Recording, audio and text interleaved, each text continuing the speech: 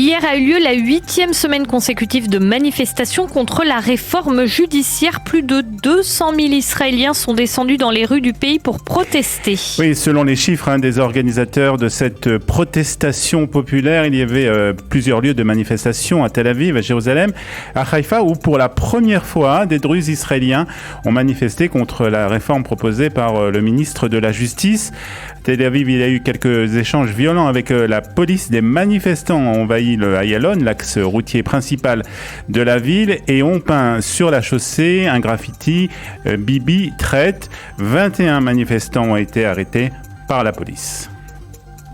Le budget de l'État a été adopté vendredi après-midi. Oui, après un long débat, les ministres ont en effet adopté le budget de l'État pour l'année 2023. Alors, on ne sait pas encore tous les détails de ce budget. Il sera présenté aux députés la semaine prochaine pour être voté par la Knesset. On sait cependant que l'un des ministères à avoir reçu la rallonge la plus importante est le ministère de Itamar Ben-Gvir, ministre de la Sécurité nationale.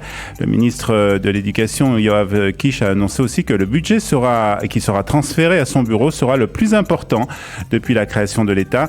Et puis le budget du ministère de l'Immigration et de l'Intégration a également augmenté de plus de 200 millions de shekels. Un budget qui sera principalement destiné à encourager l'immigration en provenance des États-Unis et de France. Et Olivier, toujours au chapitre économique, un voyant rouge s'est allumé depuis quelques semaines et il inquiète les économistes israéliens. Oui, c'est la chute du shekel face au dollar et face au euro. Un dollar vaut ce matin 3,68 shekels, un euro 3,89 shekels. Dépréciation due, selon les analystes, aux incertitudes liées à la réforme judiciaire. Alors certes, c'est une bonne nouvelle pour les retraités francophones qui habitent en Israël et qui touchent leur retraite de France, mais c'est une plus mauvaise nouvelle pour les exportations de l'étranger qui augmentent, et au fur et à mesure que le dollar augmente, une augmentation que les consommateurs israéliens ressentiront très prochainement en faisant leurs courses au supermarché. Au chapitre sécuritaire, le ministre de la Défense, Yoav Gallant, s'est entretenu vendredi avec son homologue américain. Oui, le dossier iranien a été largement évoqué lors de cet entretien.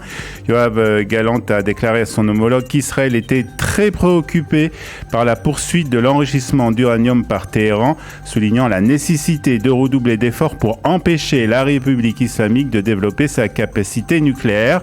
Le ministre israélien a aussi souligné la nécessité de poursuivre la lutte sans compromis contre les organisations terroristes en Judée-Samarie, tandis que les deux hommes ont renouvelé leur volonté de joindre leurs efforts pour apaiser les tensions avant le Ramadan. Le ministre israélien a aussi remercié l'administration américaine et le secrétaire d'État à la Défense pour leur profond engagement envers la sécurité d'Israël. Les deux hommes ont convenu de poursuivre leurs discussions lors d'une prochaine réunion prévue le mois prochain et qui se déroulera en Israël.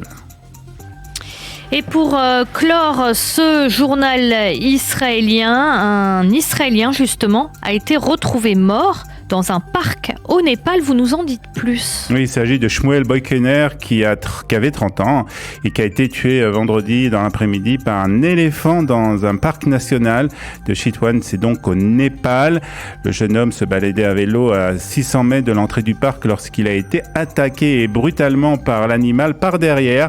Alors qu'il s'était arrêté pour prendre des photos, Shmuel Boykener était venu au Népal pour faire du bénévolat dans un hôpital local dans le cadre d'une délégation de l'université de Ben Gurion. La consule israélienne à l'ambassade de Katmandou, Dana Fischer, et le département des Israéliens à l'étranger du ministère des Affaires étrangères s'occupent de l'affaire et sont en contact avec la famille pour l'aider à organiser le transfert du corps en Israël, et une enquête a bien entendu été ouverte.